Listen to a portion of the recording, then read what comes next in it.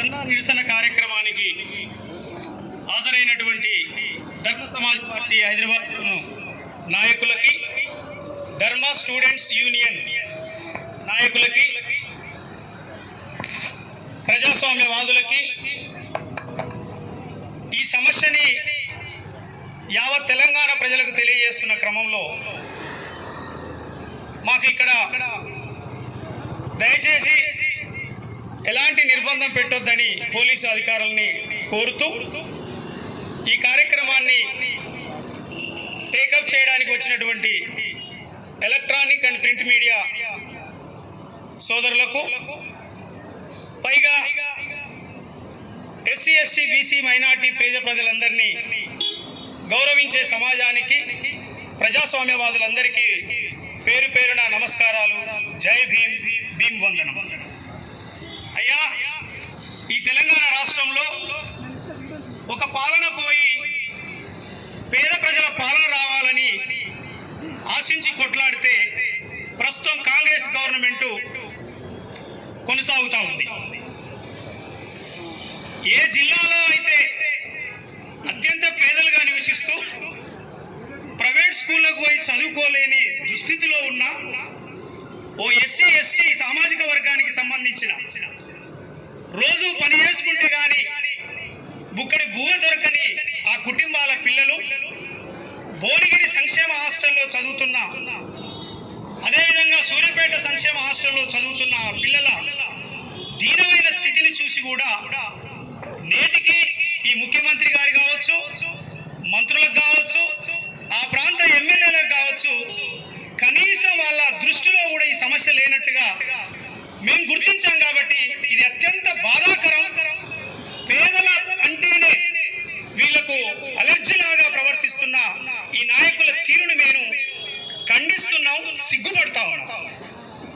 ధర్మ సమాజ్ పార్టీ పేద వర్గాల నుంచి, పేద వర్గాలు ఏ విధంగా బ్రతకాలి, ఈ పేద వర్గాలకు ఏమి న్యాయం జరగాలి, ఏమి హక్కులు ఉన్నాయి, భారత రాజ్యాంగం ఏం చెప్తున్నది, ఆ భారత రాజ్యాంగం ద్వారా ఈ పేద ప్రజలకు అందాల్సిన హక్కులు ఏంటి అని చెప్పి చెప్పడానికి కూడా ప్రజల తరపున ప్రతిపక్ష వాయిస్ లేకపోవడం కూడా మేము సిగ్గుపడతా ఉన్నాం, బాధపడతా ఉన్నాం. మరి భువనగిరిలో జరిగింది, పైల రాజశేఖర రెడ్డి ఎమ్మెల్యే గారు ఓడిపోయి అక్కడ మరో ఎమ్మెల్యే గెలవడం జరిగింది కాంగ్రెస్ నుంచి. అదే భువనగిరిలో ఉన్న సంక్షేమ హాస్టల్లో పేద పిల్లలని మీ నిర్లక్ష్యం కదా, మరి అదే పేద పిల్లల కోసమే మా పాలన, ఇందిరమ్మ రాజ్యం కాంగ్రెస్ పాలన అని చెప్పిన మాటలన్నీ బూటకపు మాటలు, అబద్ధం మాటలని ఈ సందర్భంగా మేము తెలియజేస్తా ఉన్నాం.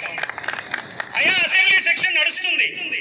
ఆ సెషన్స్ లో ఆ భువనగిరి ప్రాంతంలో ఉన్న అత్యంత పేదలైనటువంటి ఆ పిల్లలకు ఆత్మహత్య చేసుకునే పరిస్థితి ఎందుకు వచ్చింది? అది ఆత్మహత్యనా, హత్యనా అనేది కూడా ఇప్పటి వరకు ఒక కమిషన్ లేకపోతే ఒక స్పెషల్ గా అధికారులను పంపించి దాన్ని నిగ్గు తేల్చినందుకు మేము బాధపడతా ఉన్నాం. అయ్యా, మా పిల్లలే మరణిస్తా ఉన్నారు, మా పేద వర్గాల పిల్లల నుంచే ఇవన్నీ జరుగుతూ ఉన్నాయి. ఓ ఆక్రిడ్జ్ ఇంటర్నేషనల్ స్కూల్లో, ఒక ఆర్చిడ్ ఇంటర్నేషనల్ స్కూల్లో, కార్పొరేట్ స్థాయిలో ఉన్న స్కూళ్ళ పిల్లలు ఎవరూ మరణిస్తలేరు. కారణం, మీకు అన్ని సౌకర్యాలు ఉన్నాయి కాబట్టి మీ పిల్లలు ఇంట్ల నుంచి బయలుదేరిన కాడి నుంచి మొదలుకుంటే, ఏసీ బస్సుల నుంచి మొదలుకుంటే గేటెడ్ స్కూళ్ళ లాగా మీ పిల్లలు చదవడం మేము హర్షిస్తున్నాం, దానికి మేము వ్యతిరేకిస్తలేము. అయ్యా, 75 సంవత్సరాల పైబడి ఉన్న ఈ దేశ స్వతంత్రంలో నేటికి మా పిల్లలు బాత్రూమ్ లేని, పరికరాలు లేని, పంతులు లేని, శిథిలాల వ్యవస్థగా మారిన కాలేజీలలో చదువుతున్నా కానీ మీకు ఇంతవరకు కనికరం లేదు మా మీద అంటే పేద వర్గాలకు వ్యతిరేకమైన శక్తులను ఈ సందర్భంగా మేము తెలియజేస్తా ఉన్నాం. అది కాంగ్రెస్ పార్టీ అయినా, బీజేపీ పార్టీ అయినా, బీఆర్ఎస్ పార్టీ అయినా. అయ్యా, నువ్వు ప్రతిపక్షం అంటున్నావు కదా భువనగిరి ఎమ్మెల్యే, మరి ఎందుకు ఈ ప్రతిపక్ష గొంతు వినిపించలేదు? అసెంబ్లీ నడుస్తుంది, కాంగ్రెస్ ఎమ్మెల్యేగా ఎట్లాగో ప్రభుత్వ ఎమ్మెల్యే కాబట్టి మాట్లాడాడు, మరి నువ్వెందుకు మాట్లాడలేదని ఈ సందర్భంగా మేము అడుగుతా ఉన్నాం. అదే సూర్యాపేటలో జరిగినటువంటి సంఘటన, అక్కడ యథార్థ గాథ సంఘటనలు వేరున్నాయి, వాళ్ళకు వాళ్ళే సూసైడ్ చేసుకున్నారని ఇన్మెచ్యూరిటీ మాటలు చెప్తా ఉన్నారు. ఎంత సిగ్గు చేటిది, ఎంత సిగ్గుమాలిన పనిది. ఓ ఇంటర్మీడియట్ చదువుతున్న పిల్లలకు వాళ్ళ భవిష్యత్తు వాళ్ళ తల్లిదండ్రులు ఆశిస్తారు. నా పిల్ల ఒక డిగ్రీ చేసి పీజీ చేసి నా కుటుంబాన్ని ఆదుకుంటారు అని చెప్పి అత్యంత పేదరికాన్ని కూడా అనుభవిస్తూ చదువుతున్న ఆ పిల్లల మీద మీకు కనికరం లేదంటే పేద వర్గాలకు మీరు వ్యతిరేకమైన వాళ్ళని చెప్పి ఘంటాపదంగా మళ్ళీ మళ్ళీ చెప్తా ఉన్నాం. ఈ సందర్భంగా మీకు మానవత్వం లేదు, మీకున్నటువంటి ఫెసిలిటీస్ లేవు. మాకు సుమారుగా అనేక సంవత్సరాలుగా బాధలు పడుతున్న ఈ వర్గాల కోసమే ఇందిరమ్మ రాజ్యం వంటివి, కాంగ్రెస్ పాలన వంటివి. అయ్యా ముఖ్యమంత్రి గారు, మరి ఎవరొచ్చినా ముఖ్యమంత్రి పేరు పెట్టి మాట్లాడొచ్చా అని అనుకోవచ్చు మీరు. ఎస్, మేము మాట్లాడొచ్చు. మా వర్గాలకు జరుగుతున్నటువంటి అన్యాయాల తరపున మా ఆర్గనైజేషన్ ద్వారా, మా పార్టీల ద్వారా, మా సంఘాల ద్వారా ఇది మేము మాట్లాడే హక్కు డాక్టర్ బాబాసాహెబ్ అంబేద్కర్ కల్పించిందని ఈ సందర్భంగా తెలియజేస్తా ఉన్నాం. ఇంకెంతకాలం మోసం చేస్తారు మా వర్గాల ప్రజల్ని? మీకు ఆ మాత్రం మానవత్వం లేదా?